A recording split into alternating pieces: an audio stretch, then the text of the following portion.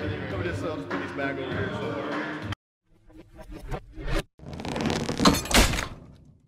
This is Mark Bell from Supertraining Gym. Supertraining Gym, the strongest gym in the West. Here's my boy, Silent Mike. Look at that damn wool cap that he has from howmuchyoubench.net. A new Slanger hat from howmuchyoubench.net. Go check it out. My boy, Silent Mike, banging out sets and reps with 455 pounds like it's yesterday's garbage. He's just smashing on those weights. And here he is talking some trash to whoever he's helping over here. He's helping out little Smokey on the bench press. I'm not sure exactly what Smokey's up to right now with his training, but I've seen a lot of bench pressing from this little guy lately.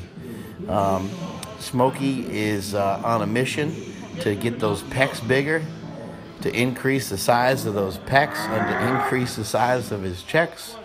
And there I am watching in total disbelief. He's got 335 pounds. There's 2, there's 3, there's 4. He's cranking them out all day long. There's 5, 6, 7. He's a strong dude. Smokey normally competes at 181, but I think the next competition that he does, he said he's just going to let loose and be in a heavier weight class. Here I am banging out some curls. As I alluded to in some other videos, I have bursitis in my elbow. I have this constant swelling going on in my elbow, and so on upper body days, I tend to lift like a bitch, basically. So just trying to get blood in and around the elbow. It's my belief now that not only do I have bursitis, but I think I have like a torn ligament. It's just something that kind of happened over time, and I just kind of thank my lucky stars that I didn't get severely injured during an actual lift. It's just kind of more wear and tear. Here's Mike with 465 pounds, and you're going to want to watch the way he sets up. See how he's moving those cankles around before he squats. Mike likes to squat with relatively close/moderate stance. He's forcing the knees out as he goes down. He's dropping those hips down below parallel. And as he comes back up, he's squeezing his back. He's trying to stay tight. He's trying to stay in the best possible position he can be in.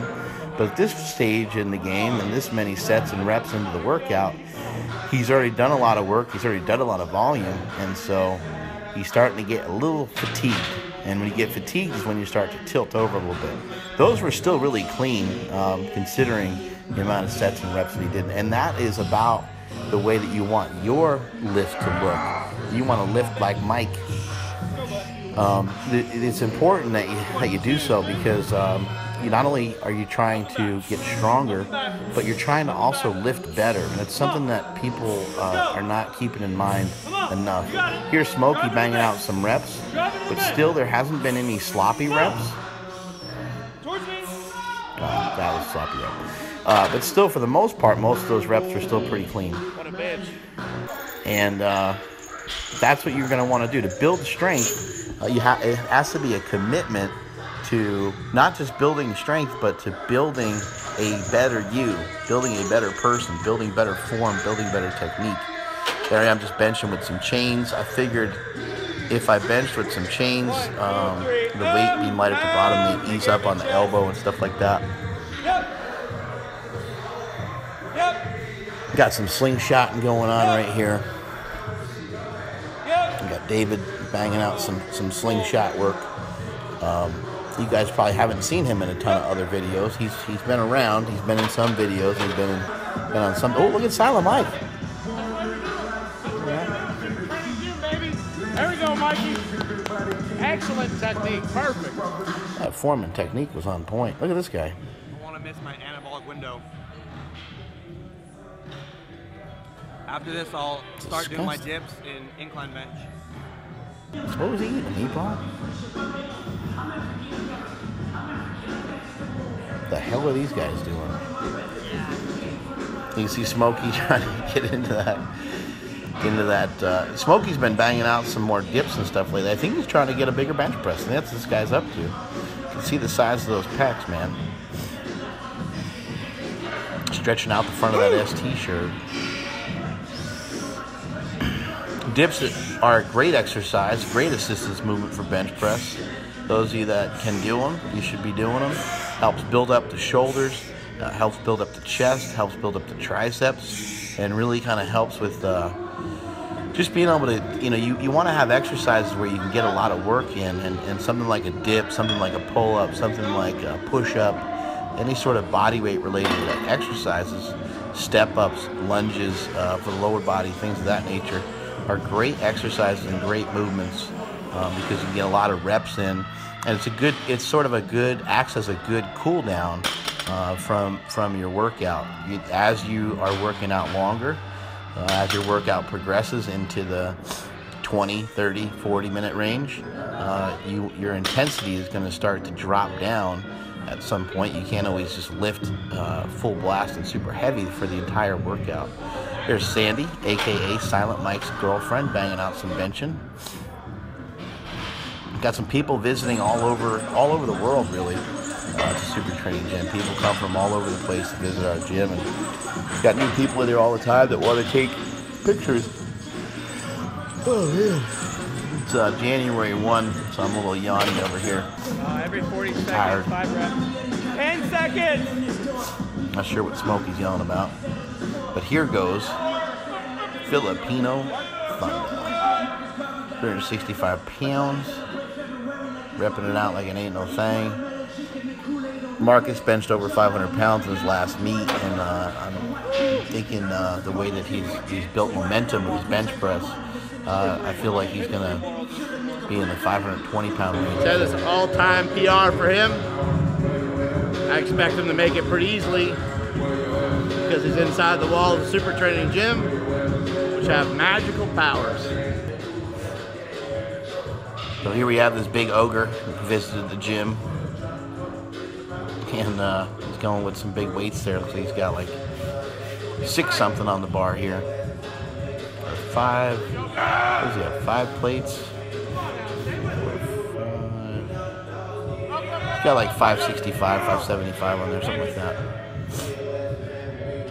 He's able to get a couple reps with it. Heart skip where he's like, he's got 3 plates. He's got 3 plates. He's not going to lift it to the whole gym season. So he's here like.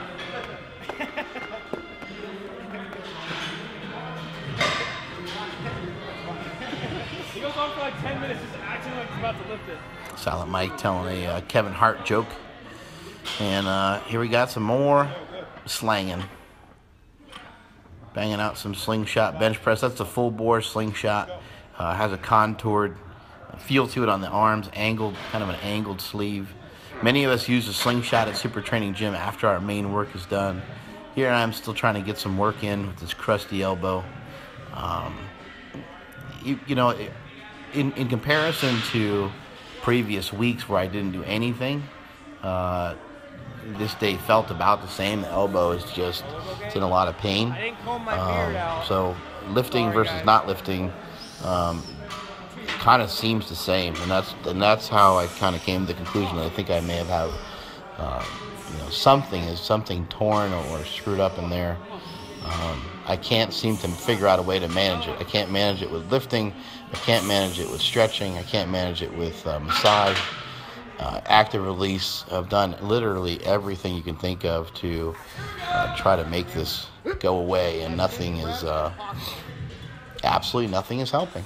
So it's frustrating, but I'm still squatting.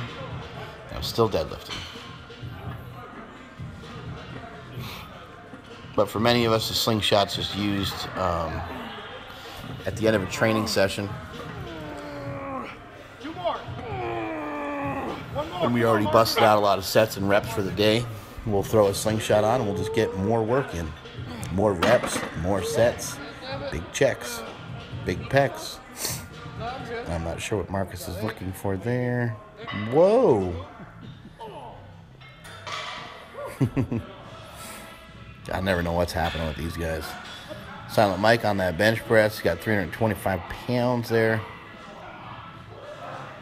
Pretty difficult to bench press sometimes after you throw in some squats, and Mike was handling some good weight on that particular day for squats. Here we got Nsima Inyang, aka Nsima.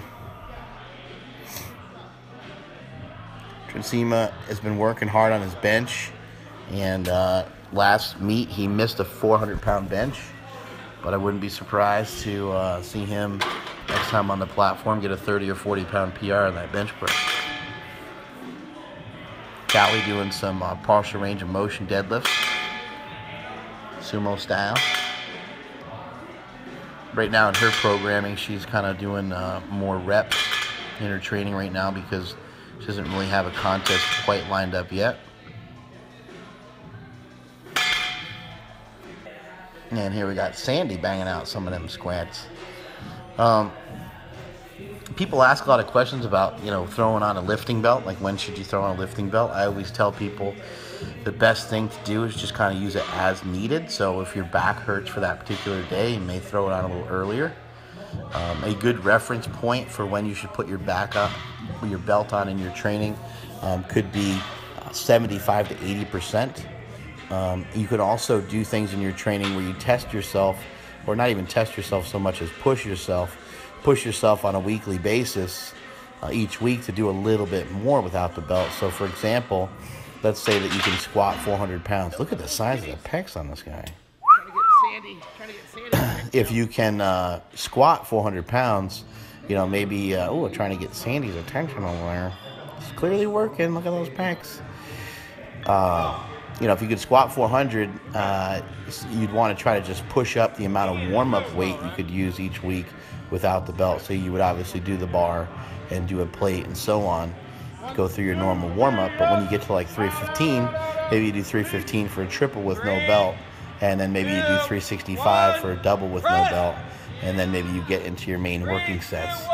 Something like that, in accordance to whatever weight, if you were going to use 405 for your training for that day. If you're going to use a lighter weight, 365 or so, maybe you just do 315 for a set of 2 or a set of 3 or something like that before you get into your main working sets. But the key is just to try to push yourself a little bit more than you did the week before. Maybe you throw in an extra rep, maybe you throw in an extra set, maybe you throw in an extra, maybe you throw on a little extra weight. Maybe just do 5 pounds more than you did the week before, or do an extra rep. Either one of those things will work really well. Here I am messing around with the bamboo bar. Just again, trying to get blood flow into the elbows and pecs. It really just didn't work well. I probably shouldn't have done anything. It's hard to figure out what to do. So I'll just continue to keep working on figuring out what the fuck I should be doing. You got Alan Thrall working on some squats. Alan has a gym locally here in Sacramento called Untamed Strength. Many of you know Alan from YouTube. He's a very popular YouTuber. There's the new issue of Power Magazine, and we got Alan. He had an article in there. He wrote an article for us, and it was quite tremendous, I might add. Strength is never a weakness. Weakness is never a strength. May all your shits be tapered. I'm at Mark Smelly Bell on Instagram and Twitter. Make sure you subscribe. Make sure you like the video. Catch you later.